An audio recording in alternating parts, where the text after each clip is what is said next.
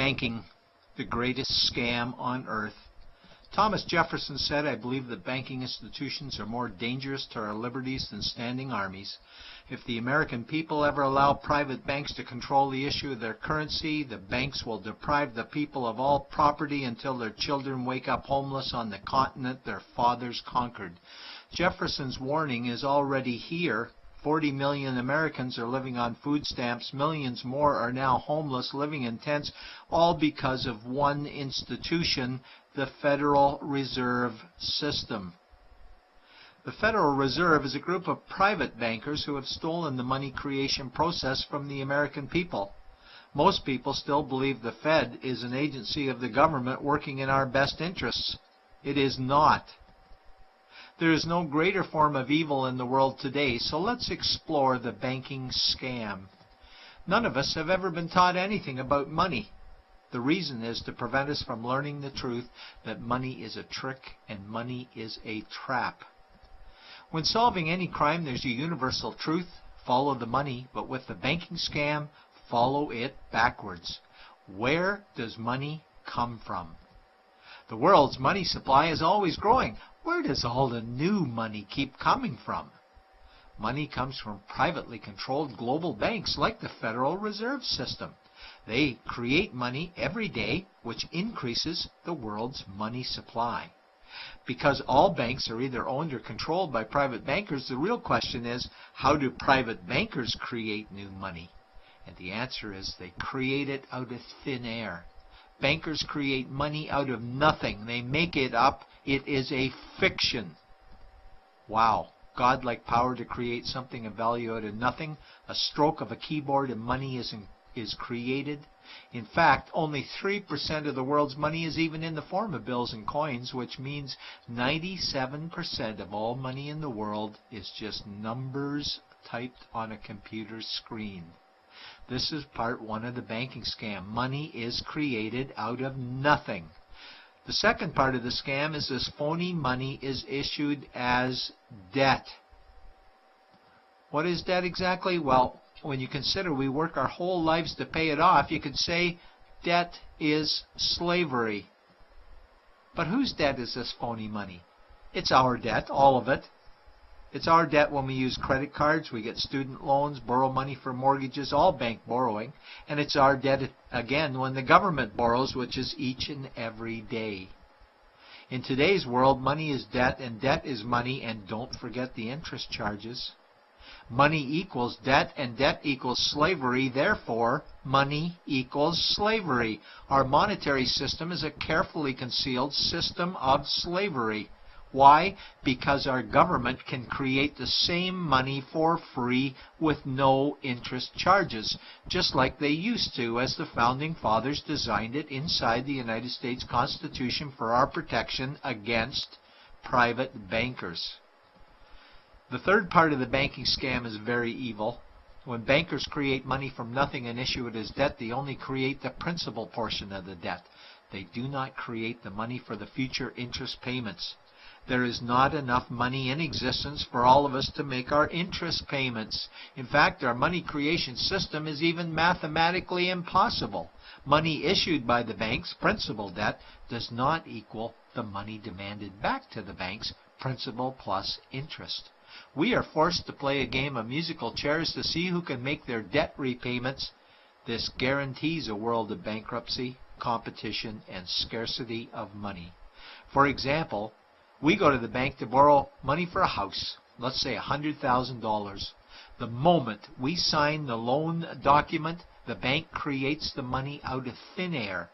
A $100,000 debit gets registered for us and a $100,000 secured credit for them.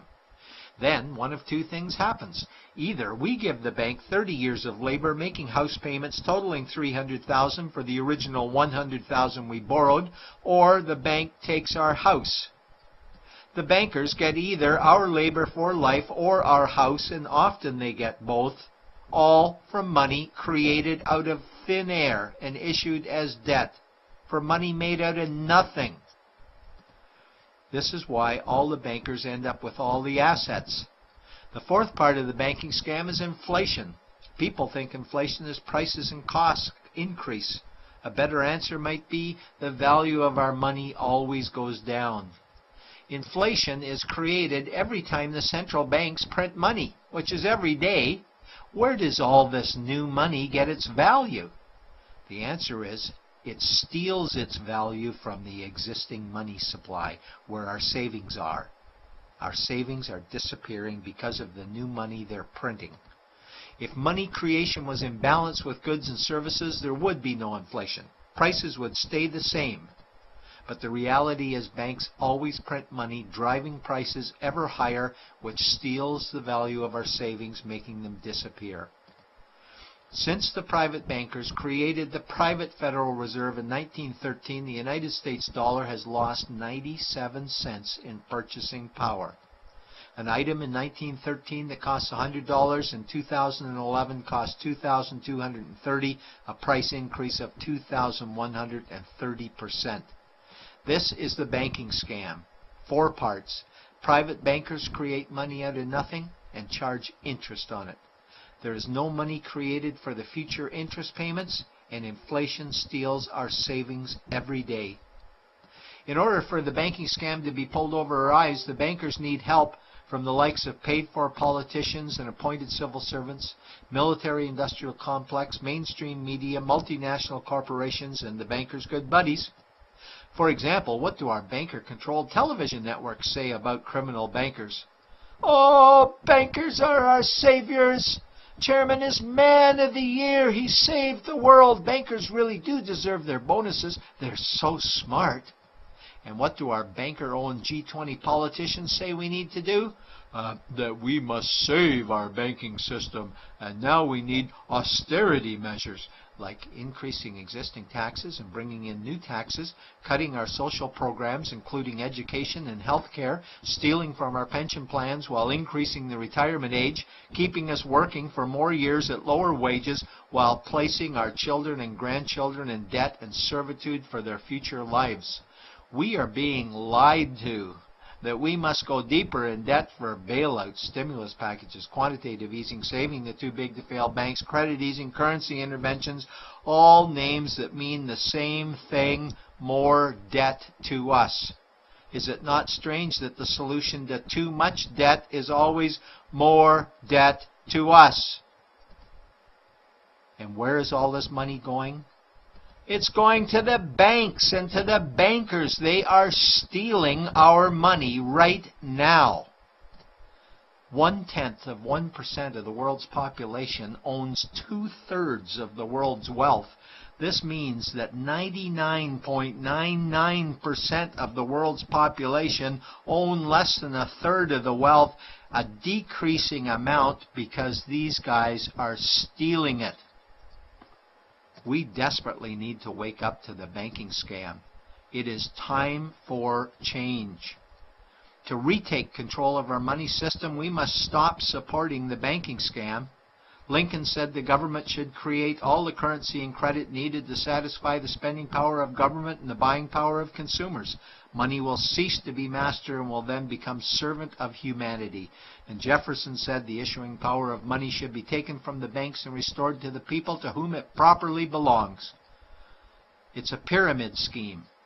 And we, the people, are the bottom layers of the banking pyramid.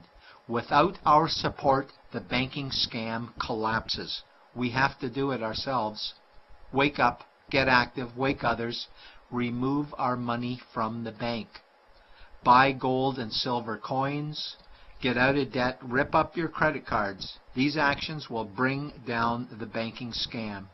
Only vote for politicians who support debt-free money, or run for office yourself, and turn off mainstream media to search for the truth while you still can.